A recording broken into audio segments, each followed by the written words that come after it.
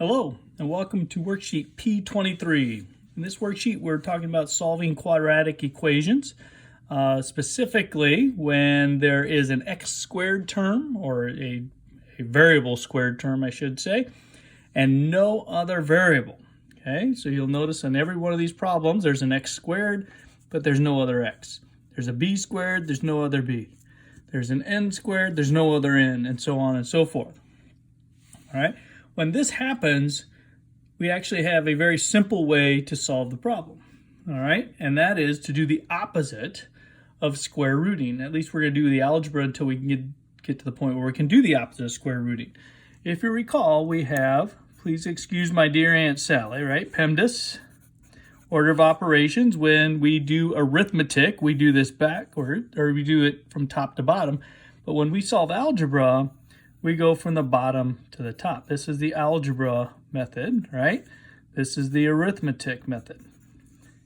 So we always do add and subtract first, and then we do multiply and divide, and then we do exponents. And that's going to be very important today as we go through and solve these problems. All right, and so as we look at this problem, the only thing we have is an x squared, and we ask ourselves, what are we going to do to be able to solve for x squared? Well, what's the opposite of squaring? It is square rooting. And so we're going to square root both sides of the equal sign. And when we square x squared, it just says, hey, what number times itself equals x squared? And that, of course, is x. And what number times itself is equal to 64? And this is where we get a little perplexing, because normally what we would say, oh, that's easy, that's 8. But there's actually another number that multiplied by itself equals 64. And we need to list that number as well. And if you'll notice on all these quadratic equations, we kind of keep getting two answers over and over and over again. Well, that's going to be the case when we do square roots as well. And so there is going to be a second answer. And the second answer is always the opposite of what the positive answer was. Because if I take negative 8 and multiply by negative 8, I'm going to get the same 64 that I get when I go 8 times 8. So we actually have to give both answers when we're doing this solve quadratic equations by square root method. All right, that brings us to question number 3. And question number 3, we're going to come to our process here where we say, hey, let's get rid of add and subtract first. Well, we do have a subtraction problem here. We have a 4, so we're going to add 4 to both sides. And we end up with b squared is equal to 40. And when we have b squared is equal to 40, we are going to be looking at taking the square root of both sides. Well, if you're like me, I have no idea. I know what b squared square rooted is b, but I have no idea what the square root of 40 is. I do know it's somewhere in between 6 and 7. The reason I know that is because 40 is in between 36 and 49, right? But I don't know what decimal it's actually going to be. And so what we're going to do is we're going to go to our calculator. We're going to let it do the work. And we end up with 6.3, 6.32, 6.325, wherever you want to stop the decimal, I don't care. 6.3, 6.32, wherever you want to stop it. I'm all right, they didn't tell us where. But we also have to give the opposite answer. So if I say 6.3, I got to say negative 6.3 is another possible answer. Notice I use the word or in between my two answers. On question number 5, order of operation backwards. Get rid of add and subtract first. Get rid of this subtract 10. We're going to add 10 to both sides. 6m squared is equal to 216.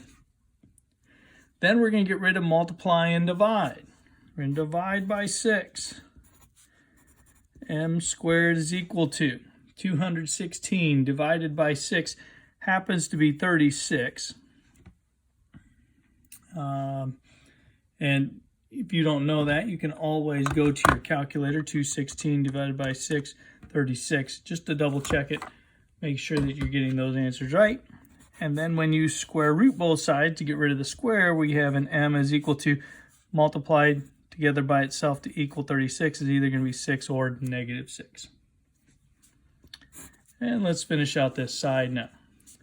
Minus the 8 to both sides. We end up with 7n squared is equal to negative 66. We divide by 7 to both sides. We get n squared. Now, I have no idea what negative 66 divided by 7 is. It's going to be some decimal in here, so we're going to go negative 66 divided by 7. That's not correct. 66 negative divided by 7. There we go. Negative 9.4, negative 9.43, wherever you want to go with that.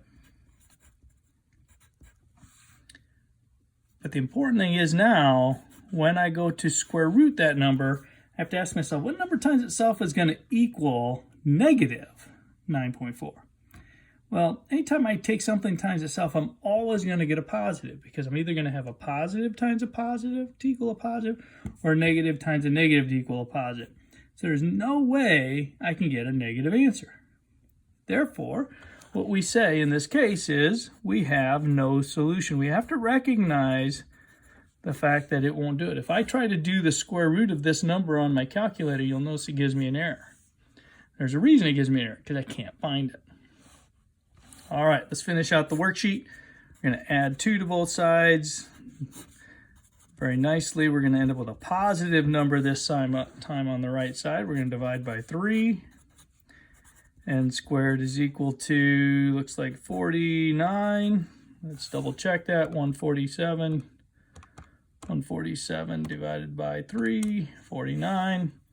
When we square root that, we're going to get n is equal to 7 or negative 7. All right.